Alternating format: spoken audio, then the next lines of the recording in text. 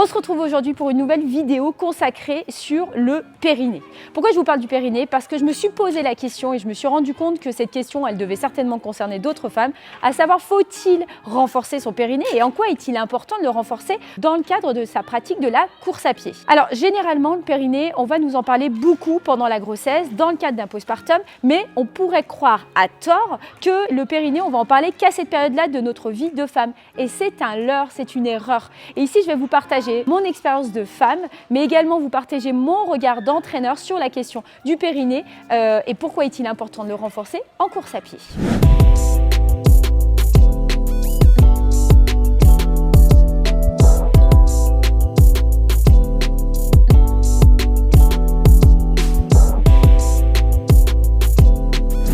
On ne va pas du tout aborder la question de l'accouchement, de la préparation à l'accouchement, le postpartum. C'est pas du tout sur ce versant-là que je veux aller en vous parlant du périnée et du périnée fort dans le cadre de votre pratique de la course à pied. Ici, c'est pour vous sensibiliser au fait que généralement, on va nous en parler à une période de notre vie et on oublie en fait très vite que ça se travaille toute une vie. Il ne s'agit pas juste d'en avoir conscience quand vous allez avoir un enfant ou quand vous êtes enceinte, mais surtout de pouvoir toujours avoir une sensibilité, une importance donnée au plancher pelvien. Effectivement, par exemple, tout simplement, pour toute personne qui prépare un semi ou un marathon, lorsque vous avez un plancher pelvien qui est fort, un périnée fort, ça vous permet de pouvoir courir sans vous arrêter pour pouvoir aller faire pipi. Et on a déjà fait une vidéo qui concerne l'incontinence urinaire des forts. Dans le cadre d'un plancher pelvien fort, vous n'êtes pas confronté à la question des fuites urinaires. Ça contribue à limiter le risque de fuite urinaire.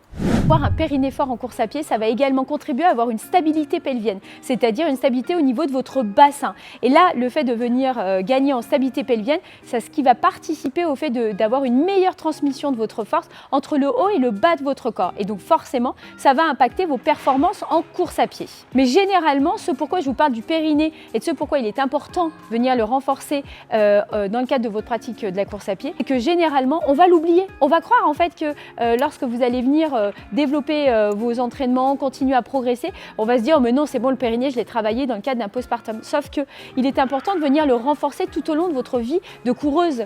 Par exemple, pour ma part, lorsque je pratique la course à pied, notamment sur ma saison de piste, et contrairement à ma saison de marathon, je ne vais pas du tout avoir la même approche. Lorsque je viens augmenter mon kilométrage dans le cadre de mes entraînements en prépa marathon, je suis obligée, 4 ans après l'arrivée de mon deuxième enfant, de venir apporter une vigilance à mon périnée et de venir renforcer mon périnée en pratiquant des exercices du type exercice hypopressif, des exercices de pilates qui vont me permettre de venir renforcer mon périnée tout simplement. Donc ici, la vidéo, il s'agit vraiment juste de vous dire attention, ne pensez pas que le périnée, ça se travaille qu'une fois dans votre vie. Le périnée, ça se travaille tout au long de sa vie. Et il ne faut pas être gêné d'en parler, il ne faut pas se sentir seul dans ce cas de figure. En fait, mon objectif, en abordant ces questions-là pour toute personne qui intègre la team, c'est vraiment de montrer qu'en fait, il n'y a pas de tabou. On peut très bien, après 4 ans, se rendre compte que le périnée n'a pas été renforcé autant qu'on le souhaitait ou qu'il y a une fragilité. Et ce n'est pas parce que vous avez une fragilité que vous ne pourrez pas le renforcer. À tout moment de la vie d'une femme, c'est possible. Il faut tout simplement vous adresser auprès de professionnels dont c'est leur expertise